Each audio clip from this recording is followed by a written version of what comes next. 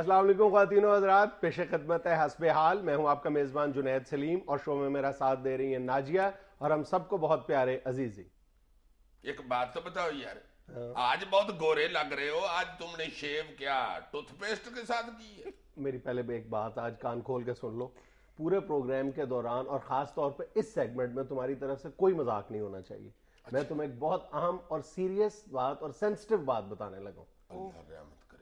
زرداری صاحب کے حوالے سے؟ چلو سیریس اور سینسٹیو بات صرف زرداری صاحب کے حوالے سے ہوتی ہے؟ یار تم خود ہی منع کیا کرتے ہو کہ زرداری صاحب کی بات میں خبردار نہ بولا.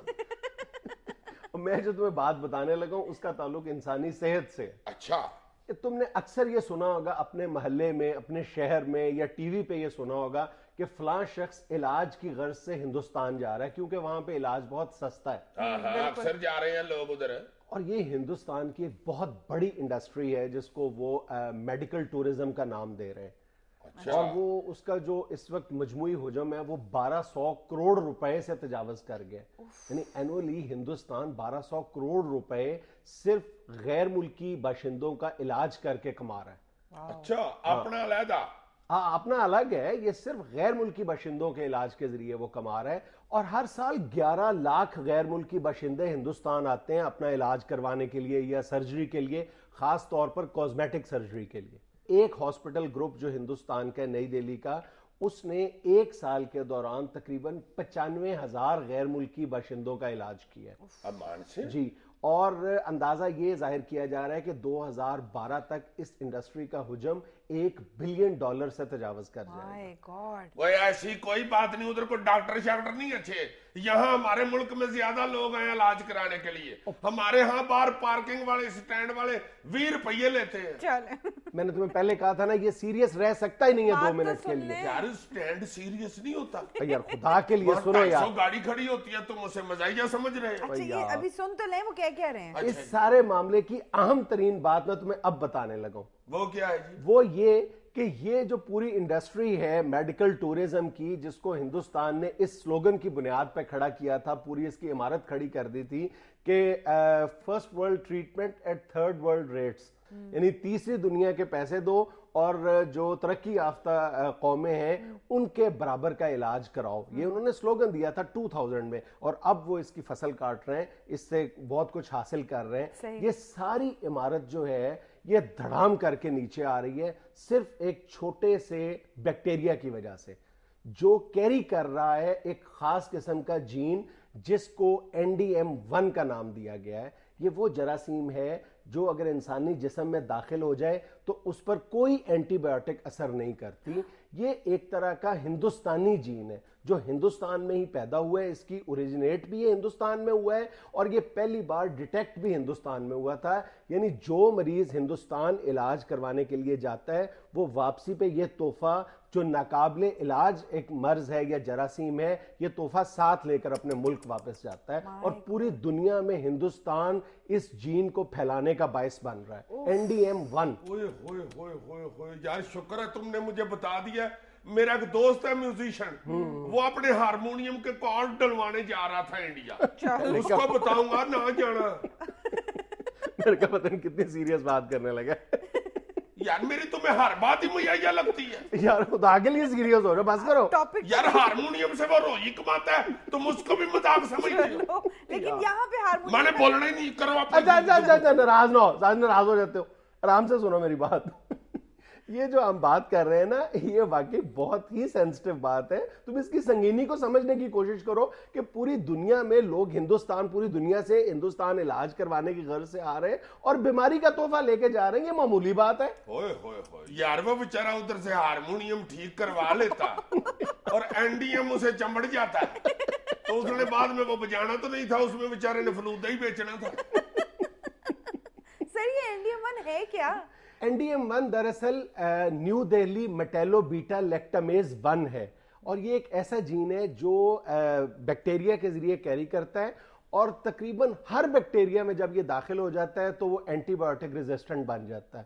اور اس کو نیو دہلی کا نام بھی NDM1 کا نام بھی اس لیے دیا گیا ہے کہ یہ 2007 میں سب سے پہلی دفعہ یہ نیو دہلی میں ڈیٹیکٹ ہوا تھا. ایک سویڈش کوئی پیشنٹ تھا جو نیو دہلی کے ایک ہسپتال میں سرجری کروا کے جب واپس سویڈن گیا تو جب وہ دوبارہ بیمار ہوا تو اس کے ٹیسٹ سے اس کی باڈی میں NDM1 ڈیٹیکٹ ہوا تھا. اور آج بھی سب سے زیادہ جو NDM1 پہ ریسرچ ہو رہی ہے وہ سویڈن اور ناروے میں ہی ہو رہی ہے اسی وجہ سے. اور یہ اب دھڑا دھڑ کیسز سامنے آ رہے ہیں. اور سب سے زیادہ افسوس کی بات یہ ہے کہ جن یورپین سائنٹسٹ نے پہلی بار یہ انکشاف کیا تھا یہ جو اینٹی بایوٹک ریزسٹنٹ بیکٹیریا ہے اس کے بارے میں اور یہ بتایا تھا پوری دنیا کو کہ ہندوستان اس بیکٹیریا کو پھیلانے کا موجب بن رہا ہے, ان یورپین سائنٹسٹ کو مزید ریسرچ کے لیے اب ہندوستان ویزا جاری نہیں کر رہا.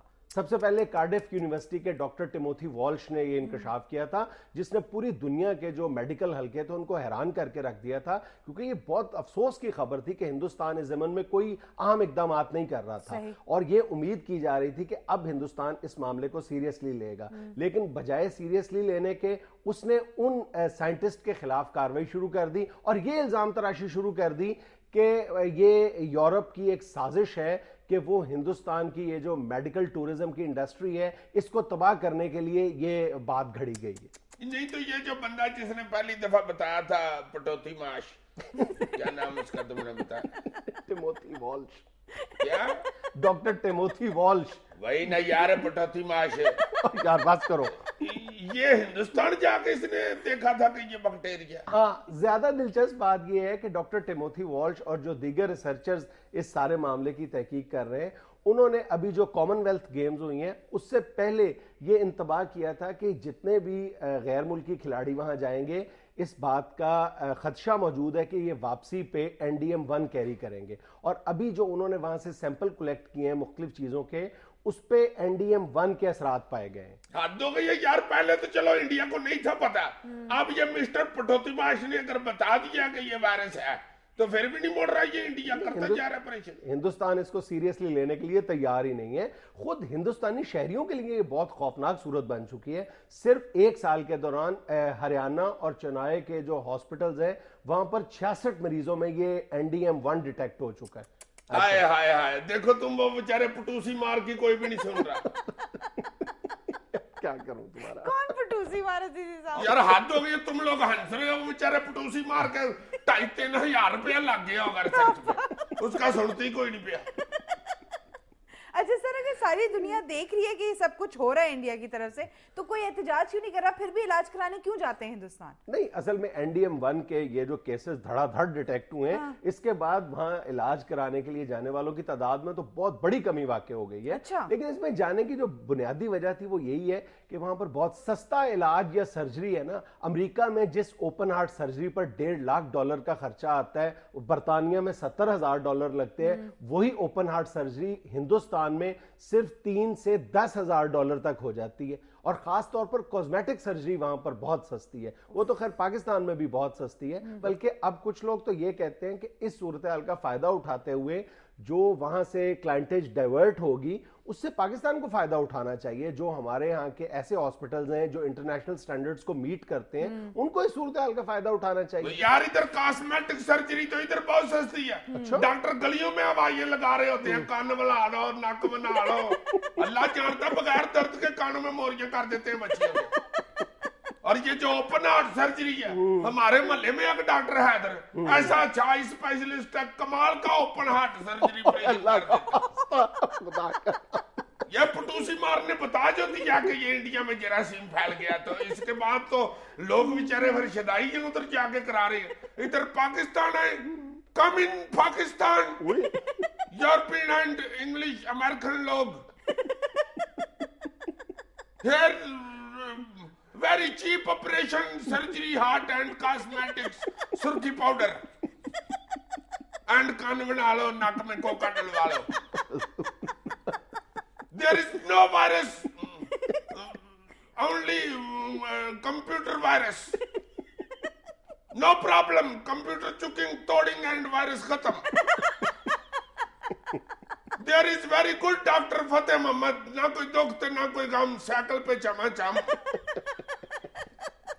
یار یہ تم اپنے ملک کی پبلسٹی کر رہے ہو یا بیڑا غرق کر رہے ہو؟ اور یار ڈاکٹر فتح محمد ایک لال سیرپ ایک کالا سیرپ ایک کنستر گولیوں کا 3 چیزوں سے ہر بیماری دور کر دیتا تھا. زبردست. ایسا ڈاکٹر ہے ہمارا تو E N T specialist footpath میں بیٹھا ہوتا ہے, سارا آپریشن تھیٹر اس نے بیچارے نے اپنے لال پرنے میں ہی لگایا ہوتا ہے, کوئی نرس نہیں کچھ نہیں, آپ یار ادھر سے اتار کے شروع ہو جاتے ہیں. ناظرین یہ وقت ہے کمرشل بریک کا, ہمارے ساتھ رہیے گا. اللہ معاف کرے, ایک دفعہ میرے سامنے اس ای این ٹی کلینک کے اوپر کوتا ریڑھی چڑھ گئی تھی. ڈاکٹر وہ پڑا بیچارہ مریض, وہ پڑا آپریشن تھیٹر سارا کھلر گیا.